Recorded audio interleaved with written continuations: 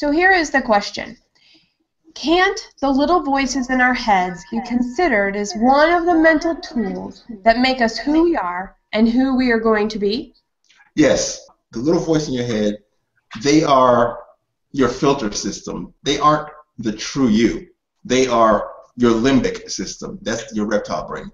The true you is the activated values that come from top down. It's the passion that you want to have at your best. It's your best you.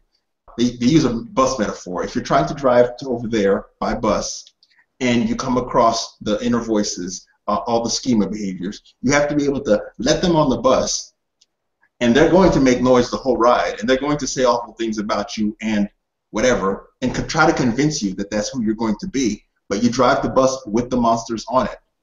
You know, they're not going to go anywhere, but that's the definition of courage. That's the definition of passion, where it's there with you. The fear is there, but you're driving like, sure, I hear you.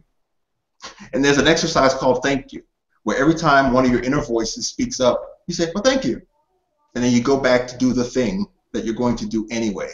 The voice won't go away, but after a while, you realize that you have this outstanding warning system, but you also realize that you have techniques in place so that you are able to be proactive.